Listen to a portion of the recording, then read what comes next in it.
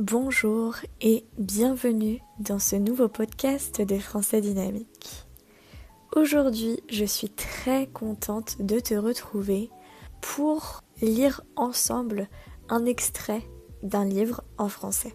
Très bientôt, on va commencer un nouvel atelier de lecture en français sur le livre des Malheurs de Sophie. Je ne sais pas si tu connais ce livre, Les Malheurs de Sophie.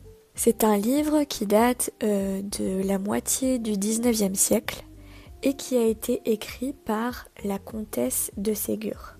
C'est un livre que j'affectionne particulièrement parce que quand j'étais petite, je regardais à la télévision un dessin animé qui s'appelait Les Malheurs de Sophie et donc qui venait de ce livre.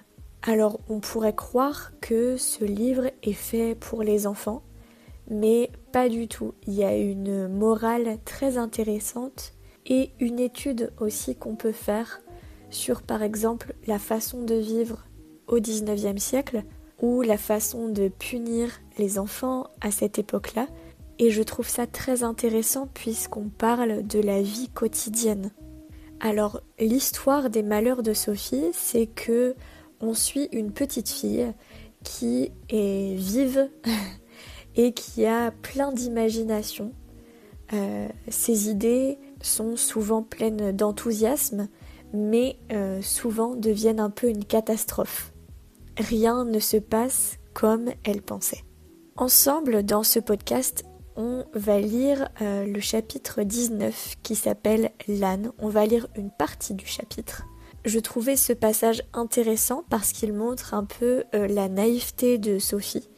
On voit aussi qu'elle est très très enthousiaste et on peut voir un peu le décalage entre ses rêves et la réalité. Donc je vais lire une première fois l'extrait du chapitre des Malheurs de Sophie. Il s'agit d'un dialogue en fait entre deux personnes, entre Paul qui est le cousin de Sophie et Sophie. Paul: que veux-tu ? Ce sera long, mais nous finirons par faire l'ouvrage. Sophie: ah, si nous avions un âne, comme Camille et Madeleine de Fleurville, et une petite charrette. C'est alors que nous ferions de l'ouvrage en peu de temps. Paul: c'est vrai, mais nous n'en avons pas. Il faudra bien que nous fassions l'ouvrage à la main. Sophie: écoute Paul, j'ai une idée.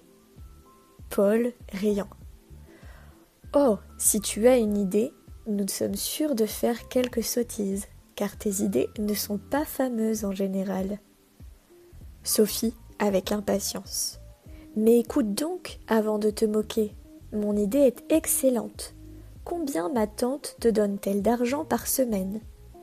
Paul: 1 franc, mais c'est pour donner aux pauvres, aussi bien que pour m'amuser. Sophie: bon, moi j'ai aussi 1 franc, ce qui fait 2 francs par semaine. Au lieu de dépenser notre argent, gardons-le jusqu'à ce que nous puissions acheter un âne et une charrette. Dans cet extrait, que je te propose de télécharger en PDF juste en dessous si tu le souhaites pour pouvoir le lire en même temps, on a différents vocabulaires que je veux expliquer. On a d'abord dans la première phrase « ce sera long », mais nous finirons par faire l'ouvrage. L'ouvrage, c'est un mot qu'on utilisait beaucoup au 19e siècle qui signifie le travail qu'on a à faire. Ensuite, il parle d'une charrette. Sophie veut trouver une solution pour travailler plus rapidement et donc elle propose d'acheter une charrette. Une charrette, c'est un petit véhicule qui souvent est tiré par un animal.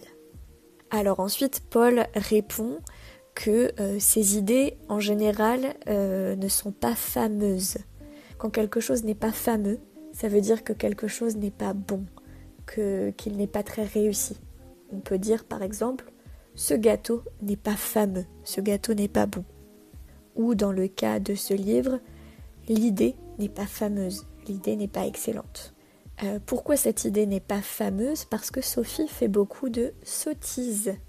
Et une sottise, c'est un synonyme de bêtise. Une bêtise, c'est une action qui en général, est considérée comme peu intelligente. Et enfin, Sophie répond « Mais écoute donc avant de te moquer. Se moquer de quelqu'un, c'est rire de quelqu'un, c'est ne pas le prendre au sérieux. Paul se moque de Sophie.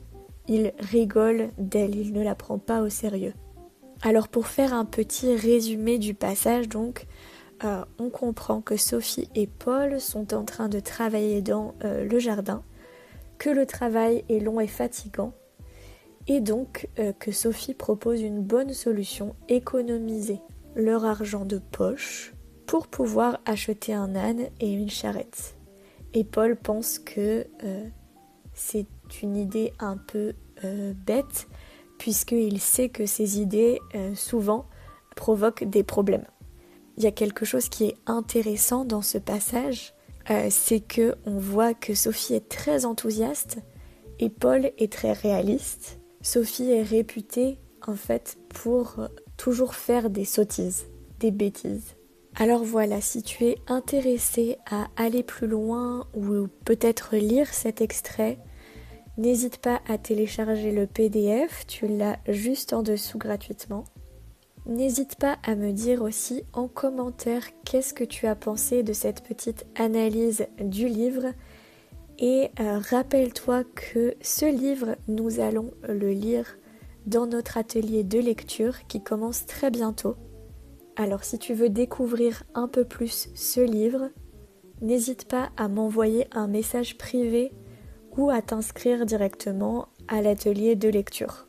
Et moi, je te dis à très vite dans un prochain épisode.